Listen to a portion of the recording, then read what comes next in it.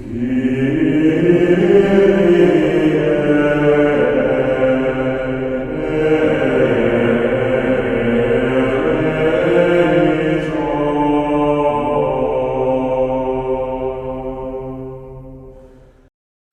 je nevarno, če bi prišlo do tiste druge ali večne smrti. Druga smrt, govori sveti Janez Evangelist v Razodetju. Se pravi, to je bolj pomembno. Zdaj, če Božja milost, Božja moč poseže v naše življenje, nekdo je neozdravljivo bolan, so rekli, ti imaš še toliko in toliko življenja, pa čudežno zdravi, kot sem že omenil, recimo prior v Brnu, pater Tomaž, so mu rekli, ti imaš še mesec dni življenja, tvoje srce je fuč, je zanič. In potem so molili tudi na škofu Lefevru in tako so delali te razne devetdnevnice in te razne stvari, vse, kar je bilo mogoče, in lahko rečemo, da se je dejansko zgodil čudež, ker po tolikih letih, mislim, da po 14-15 letih še zmeraj je tukaj med nami in lepo vodi apostolat na Češkem. Tako da vidimo te stvari. V takih primerih čudež se dogodi. Tudi sveti Janez Bosko, ki je obudil tistega mladeniča, zato ker je umrl brez zakramentu. Poslednjih mu je podelil zakramente, ga je spovedal in potem je umrl. Mislim, mu je dal sveto popotnico in potem je umrl tako, kot se zagre, se pravi s svetimi zakramenti. Dan danes ni problema. Če hočeš biti zveličan, moraš umreti. Zato tudi če se umrješ, potem ni problema. Važno, da umreš. Potem priješ v nebesa. Ako umrješ, prideš v nebesa. Tako govorijo. Ampak ni tako. Treba pripravljeni biti. Sveti Frančišek govori o sestri smrti, to še povejo, ampak blagruje tiste, ki so pripravljeni na srečanje s sestro smrtjo, in pravi gorje tistim, ki ne umrejo v Božji milosti, kajti druga smrt jim ne ubeži.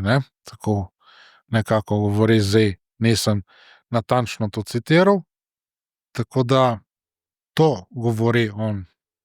Podobno torej tem sinovom teh dveh udov smo lahko, če nismo pripravljeni na to srečanje. Torej mora biti redno zakramentalno molitveno življenje, vse to redno delati, prejemati dovolj pogosto, resno prejemati.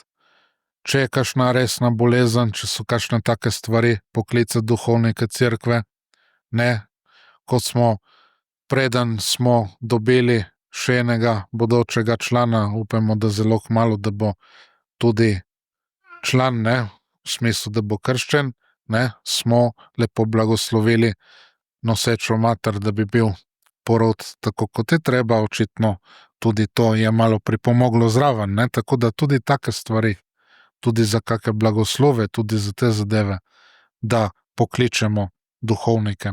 Apostol Jakob je lepo rekel, če je kdo bolan, naj pokliče duhovnike cerkve in ti naj ga mazilijo, se pravi, je govoril o poslednjem ali bolniškem maziljenju, tako da te zadeve.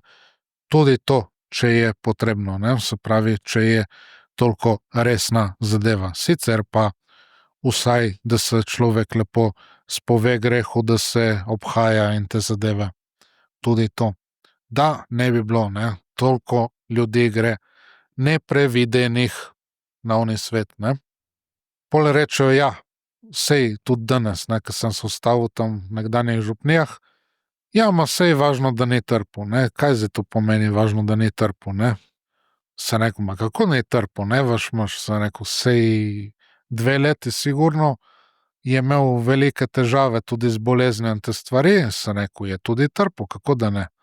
Ja, na koncu je zaspal. Ben sem rekel, na koncu, hvala Bogu, v redu, če je zaspal, se pravi, da je mirno izdihnil svojo dušo, kot molimo vse te družine, tam tista lepa molitvica, ampak Bog ne dej, da ne bi tudi malo, mislim, milost Božja, da smo pripravljeni in da ne trpimo, ampak če ne pa, da že na tem svetu malo zadostimo za svoje grehe, naj bo tako, ne da nas najde kakor tat smrt, ne, kot je lepo naš Gospod nas opozoril. Tako da, če malo primerjamo, ne, narava, če si ti popek na veji, se lahko lepo razcvetiš, rata en lep cvet, potem cvet uvene in če vse prav, na tisto mesto pride nek sadež, ampak lahko pa tudi se to ne zgodi, ne. Lahko tudi pride pozeba, pa tisti popek pol ne dobi tisto, kar je treba, pa pade dol, ali pa tudi dobi do neke mere, kar je treba, pa pride suša in so taki majhni še plodovi in padejo dol z drevja in gotovo se ne razvijo, ne dozorijo ti plodovi, sadovi. Tako da na tak način je človek, ki ne skrbi za svojo dušo, ki ne daje milosti prednost. Se pravi, v naravnem smislu, kaj nam manjka dandanes? Ne? Ampak v duhovnem smislu nam pa manjka vse. Ne? Tako da prvenstvo milosti, skrbeti za svojo dušo, skrbeti za svojo dušo, kako bomo zadovoljni, kako bomo pravilno gledali na svoje življenje, karkoli pride, dobro, slabo, ne? Če pa ne bomo imeli svoje duše preskrbljene, ne? Tako da te stvari, to moramo se zavedati tega, ne?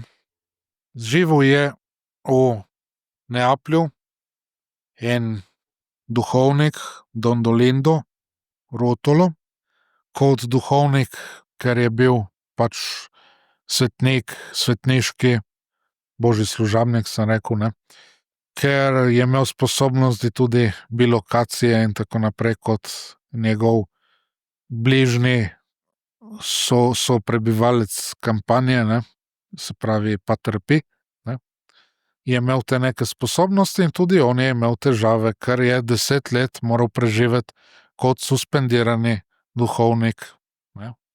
Kasneje je potem se to razrešilo.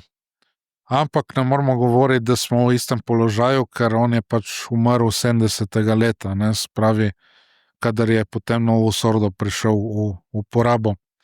Skratka, on vidi v podobi te jokajoče matere Cerkev, ki joče nad duhovno mrtvimi otroki in takole govori: kot potrta mati jih spremlja v njihovem samouničevanju, da bi jih poživila vsaj s svojimi solzami in molitvami.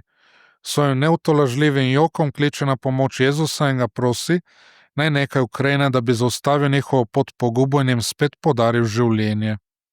Torej, kot sem že večkrat rekel, nimamo druge možnosti doskrat, kot edino le, da naredimo tisto, kar je možno v duhovnem smislu za te izgubljene sinove, da bi se vrnili v očetovo hišo. Torej, da zanje molimo, zadoščujemo, se postimo, darujemo svete maše ali namenjamo tudi, ko pridemo k svete maše, prejemamo ta namen sveto obhajilo. Ne? Skrbimo, skratka, da bi bila hiša lepo pospravljena, pripravljena, topla miza pogrnjena, ko se ta izgubljeni sin vrne domov. Za vse ostalo mora poskrbeti nekdo drug, mora poskrbeti Gospod Jezus. Mi mislimo, da bomo koga na silo obrnili, ampak to ne bo šlo tako. On in seveda tista, ki vse lahko uredi, da se zgodi, torej naša nebeška Mati Marija, katere prošnja vse velja, je srednica vseh milosti. Pravi Don Dolindo, samo on lahko z milostnim dotikom zaustavi drvenje proti smrti in spet podari življenje. Nadaljuje: koliko pogrebnih sprevodov vidimo po poteh sveta in se tega sploh ne zavedamo. Pogosto je tamkajšnje gibanje pravo pogrebno obupno tekanje, ker so duše, ki tam sodelujejo, umrle za milost, življenje pa jih v resnici vodi proti večnemu pogubljenju. Morali bi bridko jokati, namesto tega pa se brezbrižno smejimo. Goreče bi morali sodelovati pri zaustavljanju tistega teka v pogubo, namesto tega pa velikokrat pri tem teku celo sodelujemo.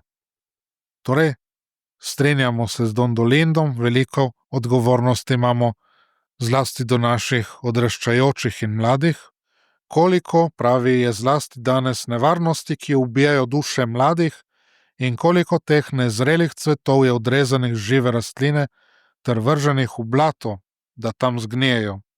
Molimo za mlade, odvrnimo jih v Božjem imenu z našim apostolatom, torej z delom za zveličanje njihove duše, od poti zla in jih vrnimo cerkvi, ki ima edino pravico, da jih vodi, edina, ki znajo kati nad zlom, ki se jim dogaja, zanje pa tudi vselej prosi Jezusa, da jim podeli usmiljenje in življenje. Pač on je govoril v tistih časih, ko je to za redne poti cerkve še veljalo, dan danes seveda ne velja več. Torej ni bilo treba skrbeti, nekdo se je vrnil v cerkev, se je še zmeraj zanj in za njegovo dušo poskrbelo, dan danes je treba pogledati, katerim pastirjem cerkve se vrne te ljudi. Ne? Ker če ne, je kot tisto, kar pravi Jezus v evangeliju, da je hiša pripravljena za demone, da potem pripeljejo še druge tovariše demone in je še hujše kot prej, vse skupaj, ne? Tako da te zadeve, ko delamo na delu smiljenja, da jetnike rešujemo, torej jetnike greha, moramo poskrbeti tudi, da pridejo v prave roke. Tako da v roke tistih pastirjev, ki ohranjajo Gospodove besede večnega življenja, da se nihče, kdor vanj veruje, ne bi pogubil. Ampak tudi mi smo odgovorni, seveda, za versko neznanje, neevangeliziranost, za neudeležbo pri svetih milostnih darovih, zlasti sveti zakramenti, smo rekli, ne? Vsi smo za to odgovorni. Moramo mi začeti pri sebi delati, naredimo en korak naprej v tem milostnem letu, ki je še zmeraj poteka, ne? Torej jubilejno leto naj bo tudi korak naprej pri meni samemu in potem, da bom tudi drugim pomagal, da bom bolj in lepše in močneje molil in lepo sodeloval pri svetih zakramentih, jih lepo prejemal, kot je treba, da se bom poučeval in vse tisto, kar je treba delo, tudi seveda mrtvečenja, posti in vse te zadeve, ki so še kako pomembni. V imenu Očeta in Sina in Svetega Duha, amen, hvaljen Jezus.